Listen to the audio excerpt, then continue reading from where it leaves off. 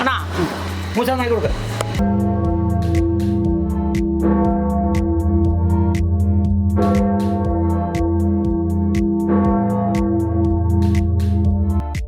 Hello, എല്ലാവർക്കും gravity പ്രൊഡക്ഷനിലേക്ക് സ്വാഗതം. മണിനാഥം നമുക്ക് സുപരിചിതം. നിർമ്മാണ ഘട്ടങ്ങളിലേക്ക് പോകാം.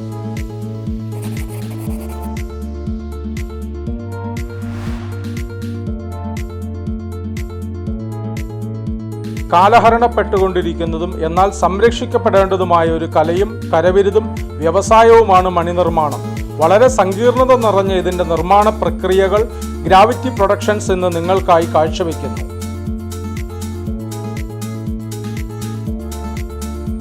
മണിനാഥം, നമുക്കത് സുപരിചിതം.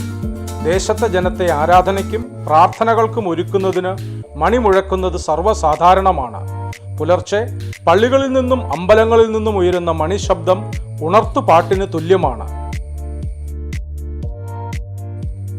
നിർമ്മാണത്തിലെ വിവിധ ഘട്ടങ്ങൾ നമുക്ക് കാണാം. ഈ രൂപം മിനുസപ്പെടുത്തുന്നതിനും അവസാന ഘട്ടത്തിലെ പണികൾക്കുമായി ഇഷ്ടികപ്പൊടി, ഓടിൻ്റെ കഷ്ണങ്ങൾ പൊടിച്ചത് എന്നിവ ഏറ്റവും നേർത്ത രീതിയിൽ അരകല്ലിൽ അരച്ചെടുക്കും. ഇത് വെള്ളം ചേർത്ത് മയപ്പെടുത്തി നിർമ്മിച്ച മണിയുടെ മൺരൂപത്തിൻ്റെ പുറം മിനുസപ്പെടുത്തുന്നു. ആദ്യമായി നിർമ്മിക്കുവാൻ ഉദ്ദേശിക്കുന്ന മണിയുടെ വലുപ്പത്തിന് അല്പം ഘനം കുറച്ച് ഒരു രൂപമുണ്ടാക്കുക എന്നതാണ് ആദ്യഘട്ടം. ബെൽ ഫൗണ്ടിങ് എന്നാണ് ഇംഗ്ലീഷിൽ മണി നിർമ്മാണത്തിന് പറയുന്നത്. 78% ചെമ്പും 22% വെള്ളിയും എന്ന അനുപാതത്തിലാണ് മണി നിർമ്മിക്കുന്നത്.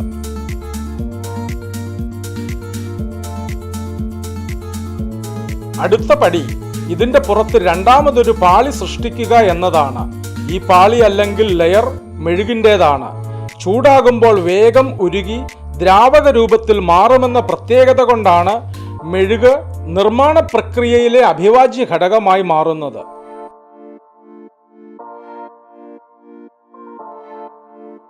തേനീച്ചയും മറ്റു ചില മരങ്ങളും ഉൽപ്പാദിപ്പിക്കുന്ന മെഴുകാണ് ഇതിനുപയോഗിക്കുന്നത്.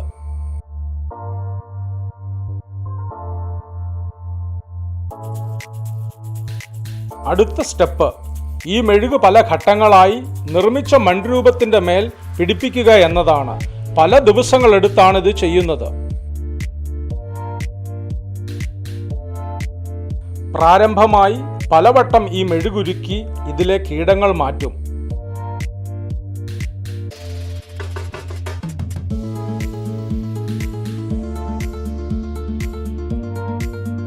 നല്ല പശിമയുള്ള അരിച്ചെടുത്ത മണ്ണ്, ചെറുകല്ലുകൾ, ഇഷ്ടിക, ഓട് കഷ്ണങ്ങൾ എന്നിവ രൂപം നിർമ്മിക്കുവാൻ ഉപയോഗിക്കുന്നു. വളരെ ബുദ്ധിമുട്ടി ദിവസങ്ങൾ കൊണ്ടേ ഇത് തീരുകയുള്ളൂ.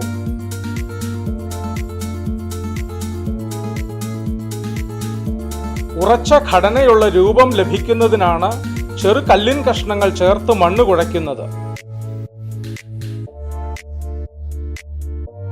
മെഴുകുപാളിയുടെ മുകളിൽ മറ്റൊരു ലെയർ രൂപപ്പെടുത്തുക എന്നതാണ് അടുത്ത ഘട്ടം. അരച്ച് നേർപ്പിച്ച മണ്ണിന്റെ കുഴമ്പാണ് ഇതിനുപയോഗിക്കുന്നത്. മെഴുകിന്റെ മുകളിലായി അടുത്ത ലെയർ ഉണ്ടാക്കിയെടുക്കും.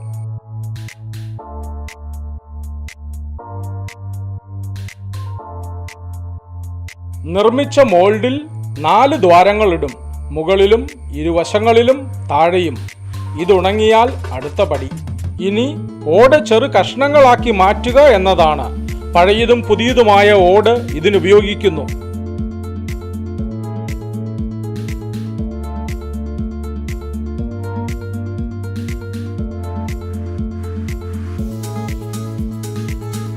ആരാധനാലയങ്ങൾക്ക് പുറമെ സ്കൂളുകളിലും കപ്പലുകളിലും മണികൾ ഉപയോഗിച്ചിരുന്നു. അപായ സൂചന നൽകിക്കൊണ്ട് തുടരെ മണിമുഴക്കി പാഞ്ഞു പോകുന്ന ഫയർ എഞ്ചിനുകളും നാം കണ്ടിട്ടുണ്ട്. പണ്ടുകാലത്ത് പ്രചാരത്തിൽ ഉണ്ടായിരുന്നതും ഇപ്പോൾ വിരളമായി മാത്രം ആളുകൾ ഉപയോഗിക്കുന്നതുമായ കരണ്ടി, ഓട്ടുപാത്രങ്ങൾ, കേടുവന്ന ഓട്ടുരുളികൾ എന്നിവയാണ് ചെറു കഷ്ണങ്ങളാക്കുന്നത്. ഇതെല്ലാം എളുപ്പത്തിൽ പൊട്ടിച്ചെടുക്കുവാൻ ഉലയിൽ പഴിപ്പിക്കുകയും ചെയ്യും. പുരാതന സംഗീത ഉപകരണങ്ങളിൽ പെടുന്ന മണികൾ ക്രിസ്തുവിന് 3500 വർഷങ്ങൾക്ക് മുമ്പ് ചൈനയിൽ പ്രചാരത്തിലുണ്ടായിരുന്നു. സംഗീത ഉപകരണങ്ങളിൽ ഏറ്റവും ശബ്ദം പുറപ്പെടുവിക്കുന്നതും മണികളാണ്. കരയിലും കടലിലും ഏകദേശം 8 കിലോമീറ്റർ ദൂരം വരെ മണിയിൽ നിന്ന് ശബ്ദ തരംഗങ്ങൾ എത്തിച്ചേരും.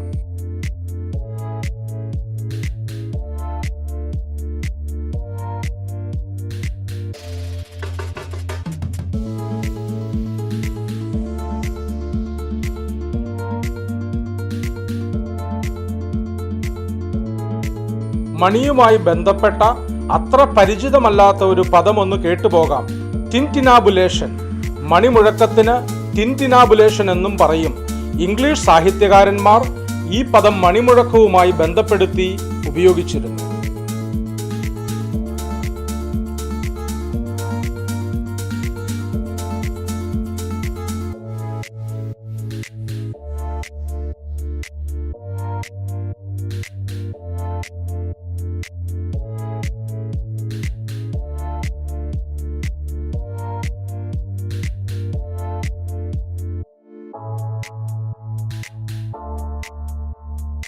യുദ്ധകാലത്ത് ശത്രു സൈന്യത്തിന്റെ നിരീക്ഷണ വലയത്തിൽ പെടാതിരിക്കാൻ പല യുദ്ധ സന്ദർഭങ്ങളിലും പള്ളികളിൽ മണിമുഴക്കുന്നത് നിരോധിച്ചിട്ടുമുണ്ട്.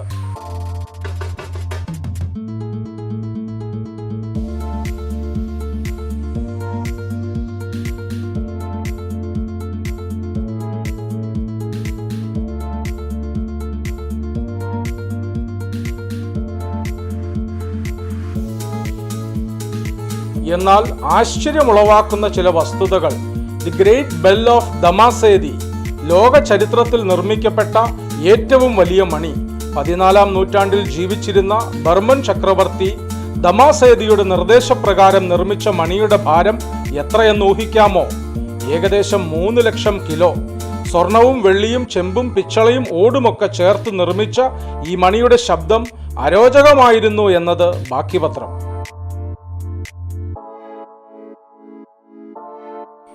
ഇനി ഉരുക്കി നിറയ്ക്കാനുള്ള ഓടിന്റെ ലായനി എങ്ങനെ പാകപ്പെടുത്തുന്നു എന്ന് കാണാം.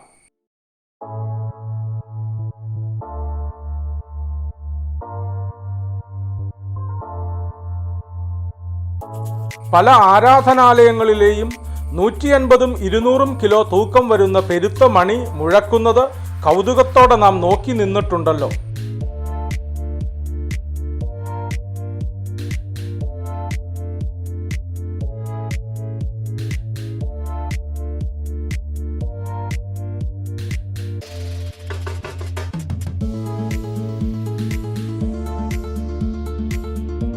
സാധാരണ പള്ളികളിൽ കാണുന്ന മണി 100 മുതൽ 150 കിലോ വരെ തൂക്കം വരും.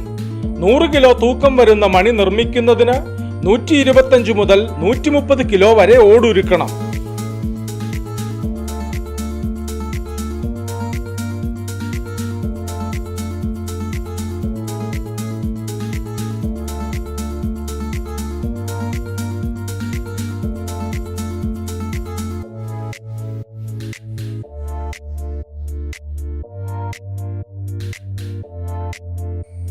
നൂറ് കിലോ തൂക്കം വരുന്ന മണി വാർത്തെടുക്കാൻ ഏകദേശം 30 ദിവസം വേണ്ടിവരും. 2 പേർ 1 മാസവും 6-7 പേർ വാർക്കുന്നയെന്നും വെല്ലുവിളികളെ നേരിട്ട് അധ്വാനിച്ചാൽ മാത്രമേ ഒരു മണി നിർമ്മിക്കപ്പെടുകയുള്ളൂ.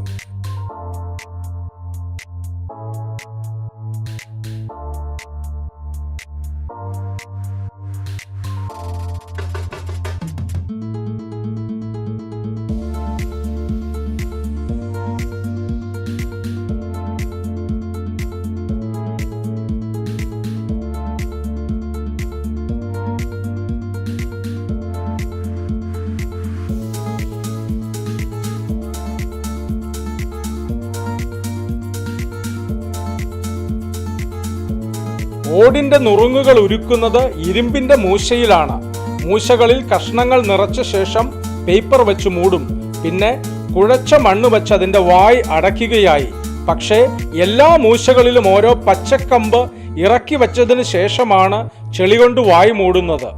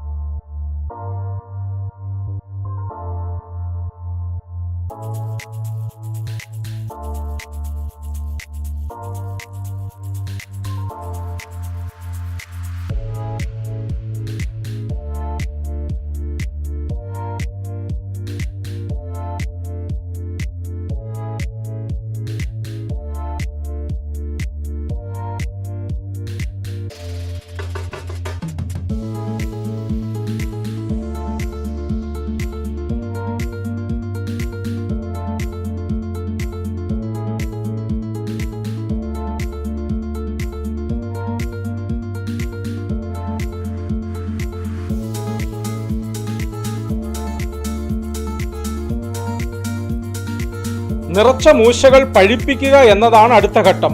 പ്രത്യേകം തയ്യാറാക്കിയ ചൂളയിൽ മൂശകൾ നിശ്ചിത അകലത്തിൽ ഒന്നൊന്നായി അടുക്കിയ ശേഷം കരി നിറയ്ക്കുകയായി. തുടർന്ന് തീയിടും. ഓട് ഉരുകുന്നത് 950 ഡിഗ്രി സെൽഷ്യസ് അഥവാ 1742 ഡിഗ്രി ഫാരൻഹീറ്റിലാണ്.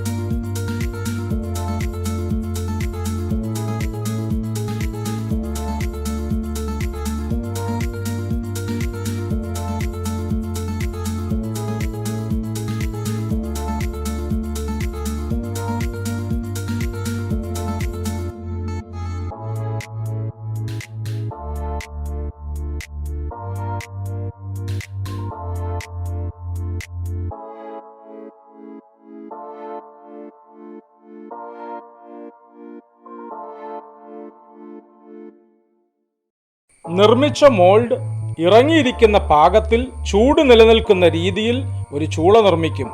ഈ മോൾഡ് അതിനകത്താക്കി ചൂടാക്കും.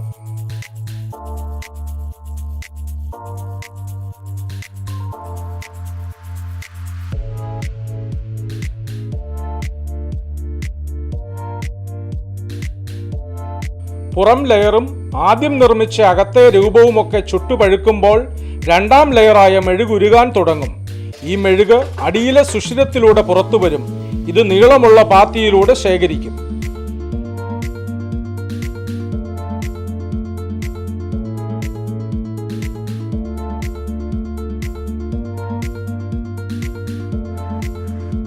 മെഴുകിന്റെ ദൗർലഭ്യതയും വിലയുമൊക്കെ കാരണം ഇത് വീണ്ടും അടുത്ത നിർമ്മാണത്തിന് ഉപയോഗിക്കുന്നു. ഇതിനുശേഷം മണ്ണ് വെച്ച് കീഴെയുള്ള സുഷിരം അടയ്ക്കും. മെഴുകുരുകി പുറത്തു പോയപ്പോൾ അകത്ത് പൊള്ളയായ ഒരു പ്രതലം സൃഷ്ടിക്കപ്പെട്ടിരിക്കുകയാണ്.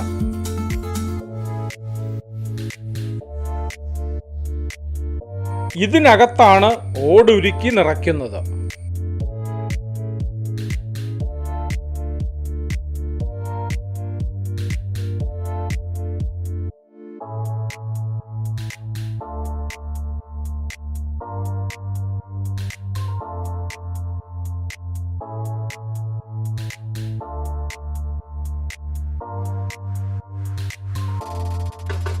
ഇനിയാണ് 7-8 പേരുടെ അധ്വാനം വേണ്ടത്.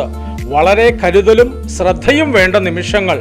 വെള്ളം തിളയ്ക്കുന്ന താപനിലയുടെ 20 ഇരട്ടി ചൂടിലാണ് ഓട് തിളച്ചുകൊണ്ടിരിക്കുന്നത്.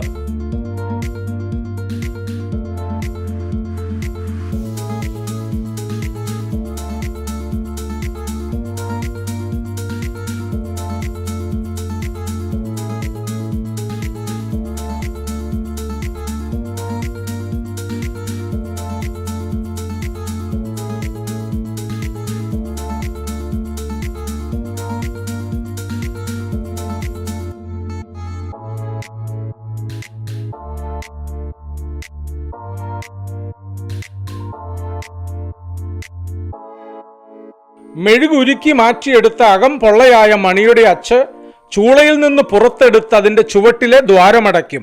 പുറത്തെ താപനില കുറയ്ക്കാനും കുറച്ചുകൂടി ബലമുണ്ടാകുവാനും കുഴച്ച ചെളി ചണച്ചാക്കിന്റെ സഹായത്തോടെ പുറത്തു തൂക്കും.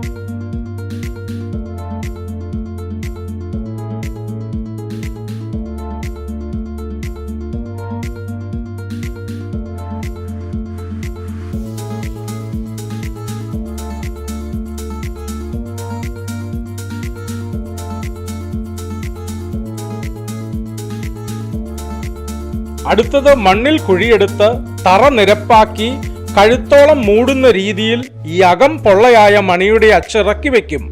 ശേഷം മണ്ണിടും.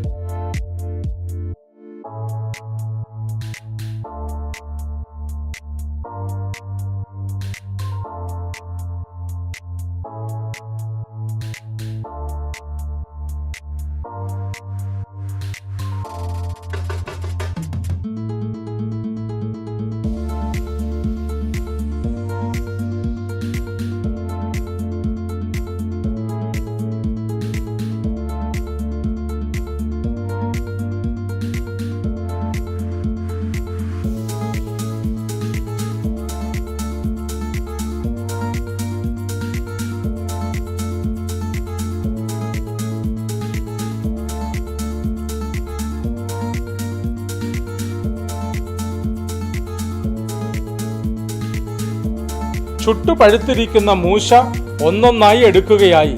നീളമുള്ള കൊടിലാണ് ഇതിനുപയോഗിക്കുന്നത്.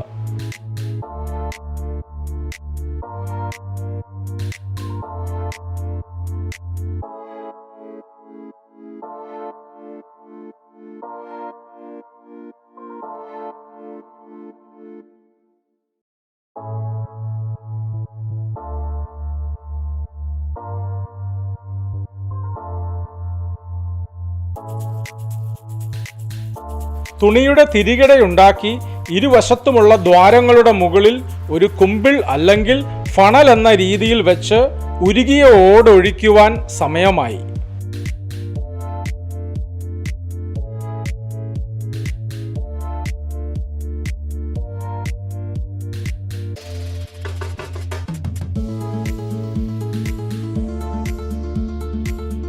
തുണി കത്തിക്കൊണ്ടിരിക്കും എന്നതിനാൽ താപനിലയും ക്രമീകരിക്കപ്പെടും.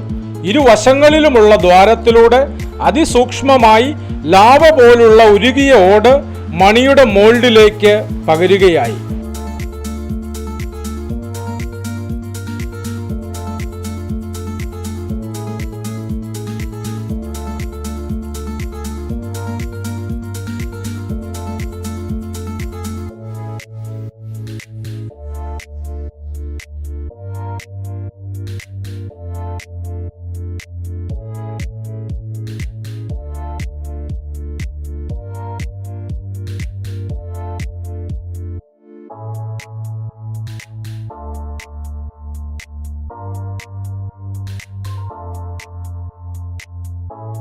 അവസാനം നിറയാറാകുമ്പോൾ ഏറ്റവും മുകളിൽ നിന്നും ഒഴിക്കും.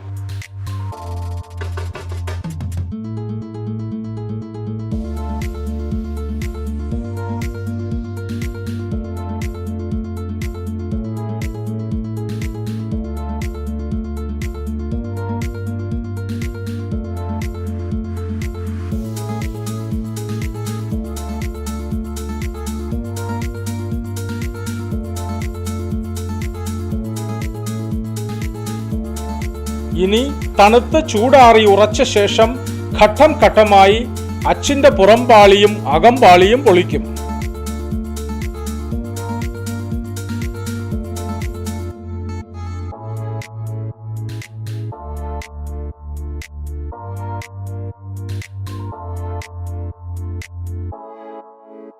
കേരളത്തിൽ എറണാകുളം ജില്ലയിൽ മൂവാറ്റുപുഴ തൃക്കളത്തൂർ വെങ്കലം കൃഷ്ണന്റെ ആലയിൽ നിന്നുള്ള ദൃശ്യങ്ങളാണ് ഗ്രാവിറ്റി പ്രൊഡക്ഷൻസ് നിങ്ങളുടെ മുമ്പിൽ എത്തിച്ചത്.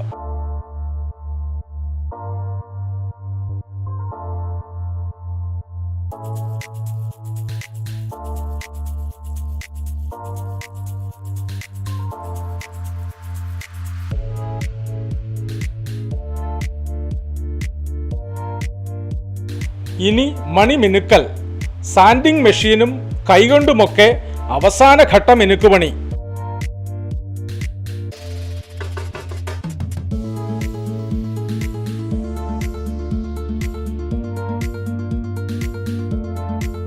മണി ഓർഡർ ചെയ്തയാളിന് കൈമാറും മുമ്പ് തലമുറകൾ നിലനിൽക്കുന്ന ഒരു കയ്യൊപ്പ് മണിയിൽ ചാർത്തിയിരിക്കും.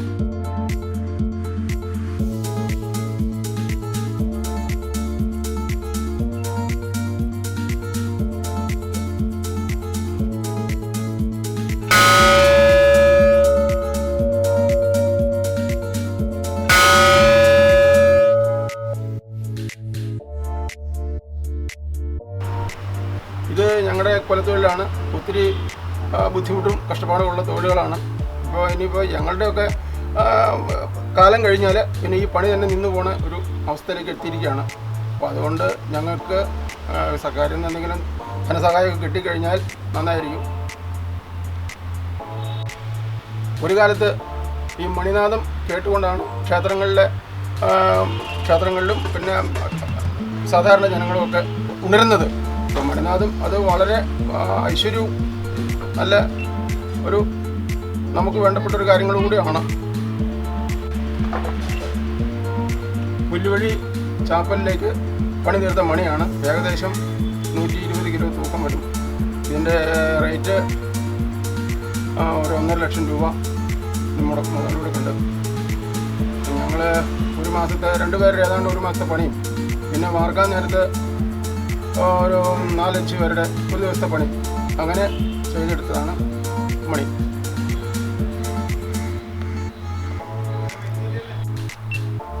തൂക്കം 150 കിലോ ഓട് ഒരുക്കിയതാണ് ഈ മണിക്ക് വേണ്ടിയിട്ട്. ഏകദേശം 120 കിലോ തൂക്കം പണി തീർന്നിട്ടുണ്ടാവും. 1.5 ലക്ഷം രൂപ മുതൽ മുടക്കും ഉണ്ടാവും.